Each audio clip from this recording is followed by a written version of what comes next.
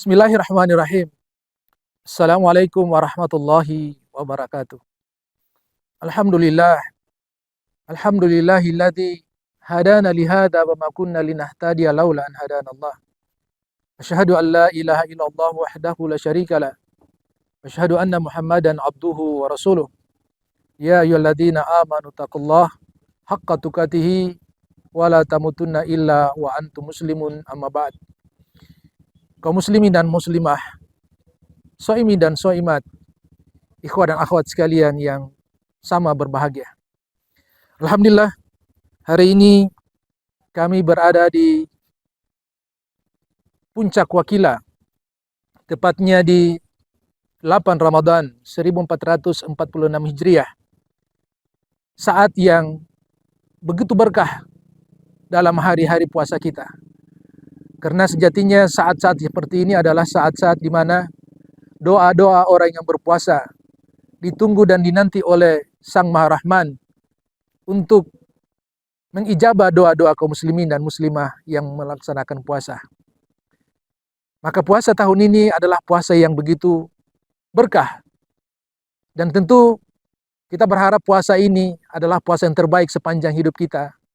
Karena kita belum tahu puasa tahun depan apakah kita bisa sampai untuk menunaikan di satu Syawal Idul Fitri, ataukah kemudian Ramadan meninggalkan begitu saja. Berkahnya Ramadan tidak lain karena taufik yang Allah Subhanahu wa taala berikan kepada kita. Para ulama menyebutkan bahwasanya dengan datangnya Ramadan, ada orang yang diberikan kemuliaan, ada orang yang diangkat derajatnya, ada orang yang mendapatkan keuntungan sembari datangnya Ramadan. Namun ada juga yang datangnya Ramadan justru mereka direndahkan, mereka dihinakan oleh Allah Subhanahu wa taala. Kenapa? Karena dalam satu hadis Rasulullah SAW menyebutkan bahwa nikmatani ma'bunun fihi makatsiru minan nas. Ada dua nikmat yang manakala kita bisa memanfaatkannya, bisa mengkonversi menjadi sebuah amal, maka sungguh itu merupakan suatu nikmat yang luar biasa. Tetapi manakala dua nikmat itu tidak bisa dimanfaatkan dengan baik, maka inilah orang yang celaka waliyadzubillah. Dua nikmat itu kata Rasulullah SAW adalah as-sihah wal farag. Maka saat nikmat kesehatan, nikmat waktu luang atau kesempatan, yang tidak lain itu merupakan taufik dari Allah digunakan sebaik-baiknya, maka inilah orang yang akan dimuliakan, akan diangkat derajatnya oleh Allah Subhanahu wa taala. Tetapi manakala dua nikmat ini tidak dimanfaatkan, tidak digunakan karena dengan berbagai macam alasan kesibukan, maka perlu untuk kita merenung, perlu untuk kita mengintrospeksi. Jangan-jangan ada yang salah dalam diri kita dalam kita menyikapi Ramadan.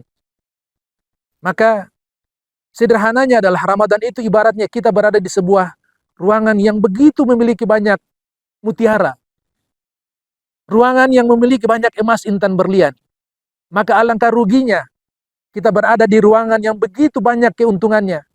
Dan kita dibatasi oleh waktu, sementara kita cuma duduk berleha-leha. Maka soimin dan soimat, pemirsa yang budiman, andai ini Ramadan terakhir, dan itu merupakan kita berada di ruang yang sebentar lagi kita akan tinggalkan. Alangkah sedihnya saat kita tidak menggunakan peluang yang begitu berharga, mutiara-mutiara yang begitu indah. Kita melihat di belakang ini, airnya begitu tenang. Dan kita bisa bayangkan, andai itu mutiara yang banyak, maka kita akan menyelam ke dalamnya untuk mendapatkan mutiara yang banyak. Sekarang mutiara itu menunggu kita untuk diambil semuanya tanpa harus ada yang disisakan atau ditinggalkan. Maka momen-momen tepat seperti ini, mari gunakan sebaik-baiknya. Kita telah meninggalkan 1 pekan Ramadan berlalu. Maka renungilah, apakah 1 pekan yang sudah kita lewatkan itu sudah ada nilai-nilai takwa yang kita bisa dapatkan? Atau kemudian sebagaimana kata Sallam, rubba sha'imin min siyamihi ilal ju'i wal atas. Berapa banyak orang yang berpuasa namun dia tidak mendapatkan apa-apa dari puasanya kecuali sebatas lapar dan haus saja. Maka kita tidak ingin menjadi orang yang tidak makan dan tidak minum. Padahal kita berpuasa, tapi di sisi Allah tidak ada yang kita dapatkan dari nilai puasa kita. Maka tunaikanlah puasa itu. Kita tidak makan dan tidak minum karena ada perintah dari Allah Subhanahu wa taala, ada nikmat yang kita ingin dapatkan. Setidaknya kata Nabi, man shoma Ramadan imanan wa ihtisaban ghufira lahu ma taqaddama min dzambi.